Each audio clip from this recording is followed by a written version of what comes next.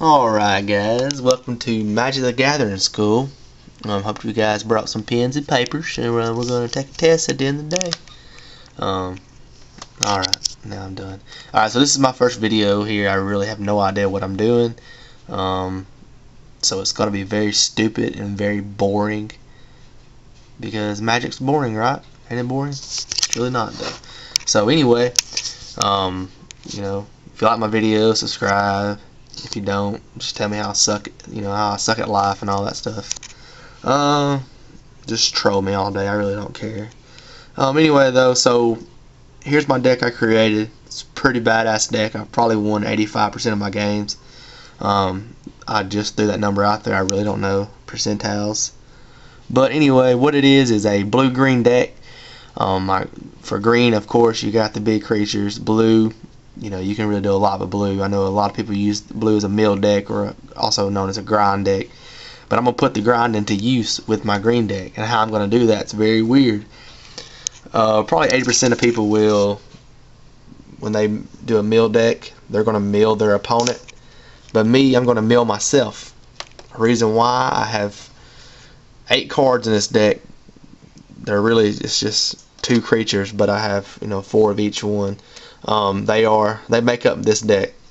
It is a beautiful deck. Here's what it is right here. One of the cards is called a Splinterfright, and what it is, he has trample, and his power and toughness is equal to the creatures in the graveyard. Meaning, however many creatures I have in the graveyard, that's how tough he is. If I have 3 creatures, he's a 3/3, etc. Another good thing about him is at the beginning of every upkeep, I take 2 cards off my library, put straight in the graveyard. Now, if I do have the Splinterfrights put in the graveyard, yes, it does suck, and I beat my wife. But I can live with it. The other one is Boneyard wurm. His is the same thing. His power and toughness is equal to the creatures in the graveyard, but he does not have trample or cause you to do that at the beginning of the upkeep. So I don't, that card's not, it's a great card, don't get me wrong, but it can be blocked with a 1/1 and nothing, no damage dealt. So, but I like having it out there as a big creature. But what I like to do is, I have a lot of cards that are 1/1s, 2/2s that I get out there quick, and I attack, and if I get blocked and killed, it doesn't really matter, because every time a creature goes in my graveyard, I'm getting bigger. So this deck is called the Growing Giant, for obvious reasons. Right now he's a 1/1. This Splinterfright guy is a 1/1 because I have 1 creature in the graveyard. Notice he's a 1/1 right now, because in about 3 minutes he's going to go from a 1/1 to a 12/12. And that's why I love this deck, and I don't really think, there's obviously decks better, but this is a great deck for beginners, I'll put it that way, because there's nothing really advanced about it. I've only been playing Magic the Gathering for probably about 2 months now, so whatever. But I'm not here to brag, I'm just here to show you. But right now, the only thing I have out right now is 2 lands. But I used, I tapped this blue, put this Thought Scour out, and it says target player puts top 3 cards in his graveyard. Normally you would make the opponent do that, but not in this case. In this deck here, you want to grind yourself and hope that the Splinterfright or Boneyard wurm doesn't get put in the graveyard. There actually is cards though that you can bring, obviously, that say target creature in graveyard comes on the battlefield tapped, but you can't use them in standard, so I don't have them on here. I do have them in my, I guess they call it paper Magic, which is real life Magic the Gathering. I do have it in that deck, but they wouldn't let me put it in here. So anyway, I'm gonna hit play here. Sorry, it got really boring, but I threw out a card here called Mulch. That card's awesome. What it does is I'll reveal 4 cards. I reveal the top 4 cards. I put all the lands in my hand and the others in the graveyard. So I'm hoping that I got the Splinterfright and the Boneyard wurm either in my hand or on the battlefield. That way it doesn't get grinded, and that way I'm putting creatures in the graveyard, though, little ones. So now he was a 1/1, now he's a 2/2 because I just put a 1 creature in there. I'm gonna hit play again. So he just threw out something that has flying, vigilance, and every time this card here attacks, he can tap a target creature. So anytime this card here attacks, he can tap a target creature if he attacks alone. So when he threw this card out, I was a little bit scared because I knew that he could tap this guy here and I'd be in some trouble. But I'm hoping that I can get more in the game. Foreshadowing. So anyway, though, we'll go to the next one. So he's only a 2/2 right now, this Splinterfright guy. So he doesn't look dangerous at all right now. But let me keep hitting play here. Alright. So he's gonna, see, he just tapped him. He's gonna attack. So he's scaring me right now. I'm thinking he's gonna keep whatever. But I put this elk out. Alright, this elk's huge to my deck right now. I already told you, but you pay a green, you can sacrifice them and put a land on the battlefield. Obviously, why would you want to sacrifice them? You say, well, because I want creatures in my graveyard. So that's what I do pretty much every time I get them in there. Sometimes I like to keep them in to help me block. So I think I leave him in here for a little bit, but then I realize this guy's got flying, so really I hurry up and sacrifice him. So I just, we're watching here. I know it gets boring, but alright. So now I got 2 elks out that I can sacrifice if I wanted to, but I got them out right now. So I got 2 elks and an arbor elf, untapped target creature, but I really don't care. The only thing I'm really doing with this guy, these 1/1s, if he attacks me, I'm gonna block, obviously, and kill my elf if he's over a 1/1. But that's what I want, though. I want my creatures dead, so my Splinterfrights are huge. Same thing with these elks here, sacrifice, whatever. But I kept these elks in this game right here because he's got a 5/2 out here with vigilance.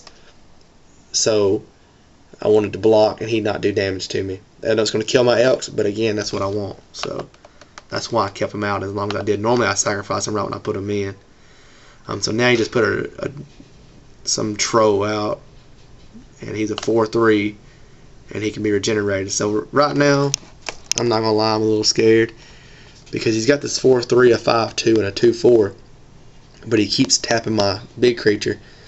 So these little ones here, I'm getting a little scared. But then I started thinking, if he does attack with these guys, I'm just going to block, kill my guys. My guy's going to be huge. They're going to be tapped. My guy's going to, do work, which you're going to see later. So he's a 4/4 now because at the beginning of every upkeep, I'm putting cards in my graveyard. I wish you could see better, but anyway. So he's a 4/4. And I'm putting cards in my graveyard left and right. I know the guy I'm playing is like, what the hell is this guy doing, putting cards in his graveyard? But then I get another one out. So now I got 2 out. He came in a 6/6.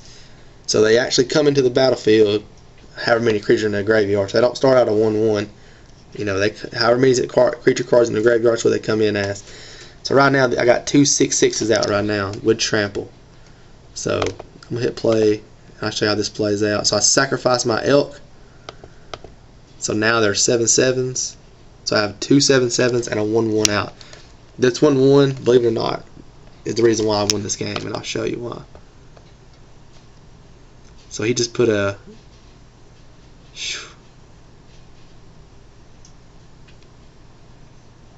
so right now here's what I'm working with right now. He's got 16 and I got 4. So right now it's a pretty sketchy moment. I only got 2 of these Splinterfrights out with 8/8s. Okay, but I got 2 out. At the beginning of your upkeep, put the top 2 cards in your graveyard. So now I'm putting 4 cards in my graveyard because I have 2 out. And I think right here is where it gets real, because I think out of the 4 cards I put in my graveyard, all 4 are creatures. Yeah, they are. So out of these, this is why I won the game right here, because I put in 4 cards in the graveyard and they were all 4 creatures. So they went from 8/8s to 12/12 just like that with one swing. So this right here, he attacked me with this guy right here. That was a 2/4 flying. He attacked me with a 4/3. Alright, that 1/1 elf that I had, I blocked that 4/3.